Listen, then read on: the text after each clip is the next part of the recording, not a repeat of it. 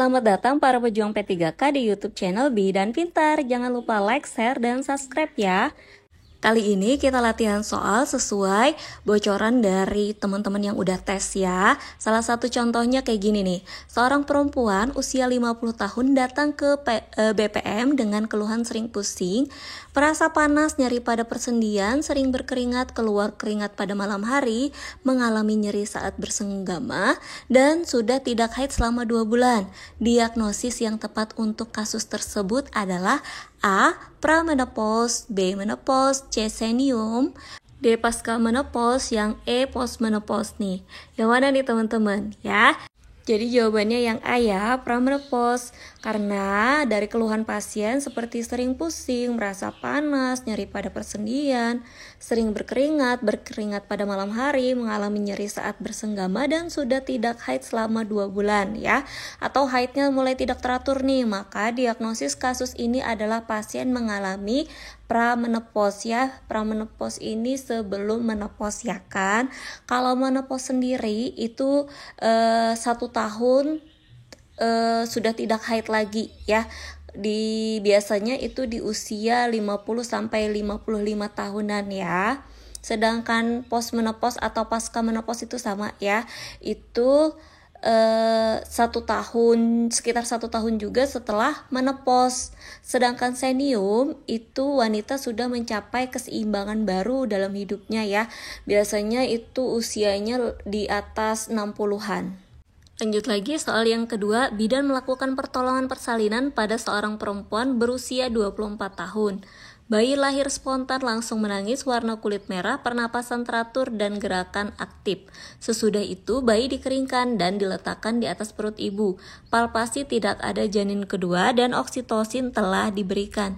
Tindakan selanjutnya yang dilakukan bidan adalah A. IMD, B. Jepit potong ikat tali pusat, C. Pemeriksaan fisik, D. Suntik oksitosin, atau E. PTT, peregangan tali pusat terkendali ya. Yang mana nih teman-teman? Ya, yang B ya.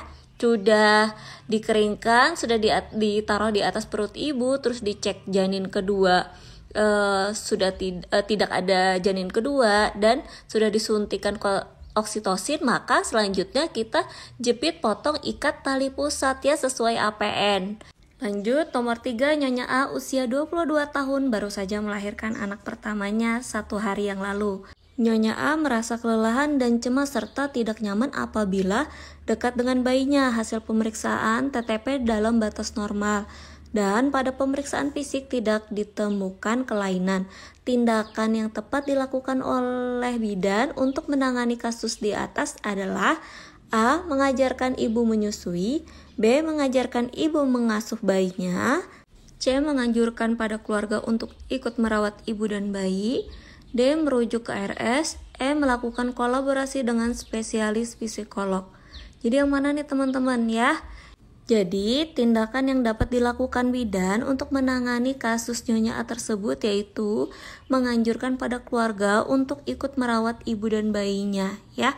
Jadi di sini sangat penting ya melibatkan keluarga dalam merawat bayi baru lahir, apalagi pasiennya ini melahirkan anak pertama, terus merawat sendirian ya, tidak ada bantuan keluarga. Nah itu menjadi ini ya, tekanan berlebihan pada dirinya. Jadi sangat dibutuhkan dukungan keluarga ya. Jadi jawabannya yang C, menganjurkan pada keluarga untuk ikut merawat ibu dan bayinya. Kita lanjut soal yang keempat, seorang perempuan G2P1A0 datang ke bidan jam 11. Mengatakan kencang-kencang teratur, ibu belum ada keinginan meneran. Hasil pemeriksaan tensi 120/80, nadi 80, respirasi 20, suhu 36. Ya, TFU 3 jari di bawah PX, punggung kanan presentasi kepala, penurunan kepala 4/5. DJJ 145 kali per menit, HIS 3 kali dalam 10 menit, lamanya 35 detik. Hasil PT pembukaan 6, ketuban positif. Apa diagnosa yang tepat pada kasus di atas nih teman-teman ya? Yang A, infartu kala 1 fase laten, yang B, kala 1 fase aktif, yang C, kala 1 fase aktif akselerasi, yang D, kala 1 fase aktif dilatasi maksimal, dan yang E, kala 1 fase aktif deselerasi. Jadi yang mana nih teman-teman jawabannya ya? Kita lihat di soal bahwa dari hasil PT pembukaan 6 ya. Kalau pembukaan 6 berarti masuk di kala 1 fase aktif. Jadi jawabannya yang B ya, kala 1 fase aktif. Kalau fase laten itu mulai dari kontraksi uterus yang menyebabkan pembukaan sepik hingga pembukaan kurang dari 4 ya. 1-3 itu fase laten. Sedangkan fase aktif, his teratur dan pembukaannya lebih dari 4 disertai dengan penurunan terendah janin ya, sampai pembukaan 10 itu masih di kala 1 fase aktif. Untuk fase aktif akselerasi, dilatasi maksimal sama deselerasi itu ada keterangan waktunya biasanya ya. Contohnya kayak fase aktif dilatasi maksimal itu dalam 2 jam terjadi percepatan pembukaan dari 4 sampai 9 cm ya, jadi ada waktunya. Jadi untuk soal yang ini ya, karena dia pembukaan 6 maka dia di kala 1 fase aktif ya. Lanjut lagi kita ke nomor 5. Nyonya R usia 42 tahun telah memiliki 4 anak.